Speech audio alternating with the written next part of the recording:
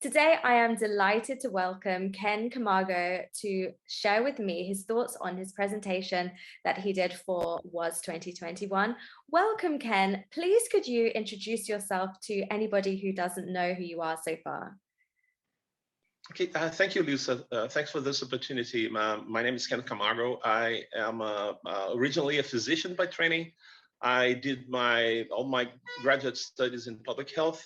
And there's the need for a little footnote here because public health in Brazil is very comprehensive. And I ended up working more on a social sciences side of public health.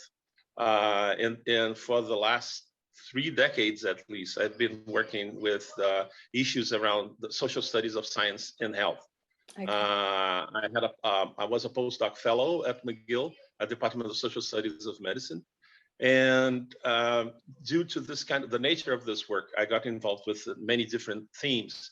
My doctoral thesis was on HIV and AIDS, actually about how AIDS became a medical category, a medical diagnosis. And due to that, I became involved with the work of a Brazilian NGO, one of the most traditional HIV/AIDS NGOs in Brazil, called ABIA. Okay. I've been working with them for a long time, and because of that, I became involved with issues around sexuality and so on and so forth. And a number of years ago, I partnered with a colleague from France, Alain Giamy, who's part of the board of OAS. And we conducted some research around the issues of how circumcision was being touted as a preventive measure against HIV and AIDS in certain areas of Africa, not all of Africa, particularly the South and Eastern Africa. And that was the basis for my presentation, which was called Science, Sexuality, and Medicine, the case of medical circumcision. And the whole issue is how the idea that we had in the beginning is to try and understand how scientific discussions end up being taken up by public policy. And we were quite surprised to find out that this is not quite a clear-cut case, in the sense that a lot of the what were supposed to be technical decisions were heavily influenced by politics in general. And that's I explained the reasoning behind that. Okay. And I decided to make a sort of review of what we said then, because this research was conducted about a while ago, and we have the results of these. There was a recommendation by the WHO and UNAIDS that several countries, 14 different countries in Africa, should adopt that measure as a sort of public health measure against HIV and AIDS. And I decided to take a look into what happened in the meantime. And the thing is, it's not the success they expected. The uptake was not so huge as was planned.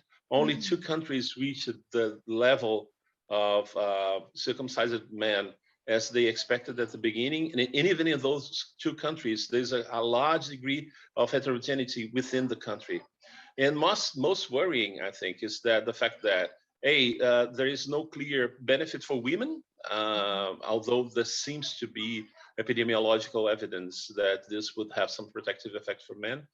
And all the messaging that was being done around trying to stimulate the men to get circumcised sort of reinforces all sorts of male sexuality stereotypes that are so harmful and so detrimental to women in general, to LGBTQIA plus populations, and so on and so forth.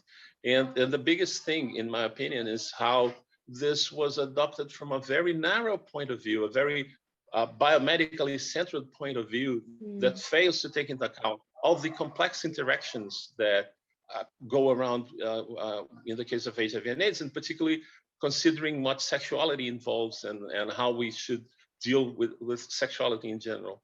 Wow. So in particular, there are some, in our opinion, some neo-colonial overtones in the whole thing, because this measure was not suggested anywhere else.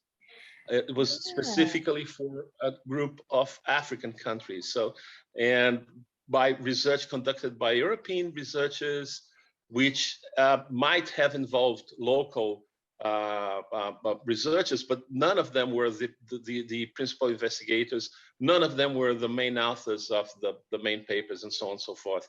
So there is a complicated situation there, and I think that is reflected in the end by not being as successful as they would expect. And finally, I think the greatest problem is that HIV/AIDS prevention is not a one or other approach. We have to have everything connected, and we have always this concern that the overemphasis on one specific measure might be detrimental to other things that we already know that they work. So that's the general tenor of my presentation and the discussions that followed. That is fascinating, Ken. And particularly, so I'm in South Africa, and I remember hearing adverts on the radio encouraging men to be circumcised for this very reason. So this is very interesting. I'm very curious to actually go and listen and see what your findings were. So thank you for taking the time to compile all of that and present it. So who did you have in mind as the perfect audience? Like, who would really benefit from learning about this? I think that the general population, but particularly I think people who are involved in some capacity or other with HIV/AIDS prevention, activists, healthcare personnel, people involved, public health officers, people in government in general. And I think there is a general message there, or lessons to be learned for researchers as well. The whole issue of how we supersede all the problems that we have with the North-South relationships, and how we have really a more democratic experience with scientific research. There's a very good expression, I forgot the author, but it makes a very sharp distinction between making research with people and making research on people.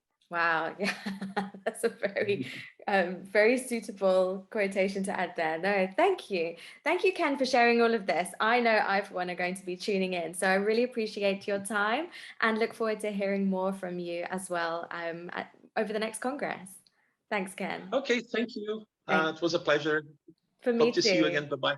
Bye.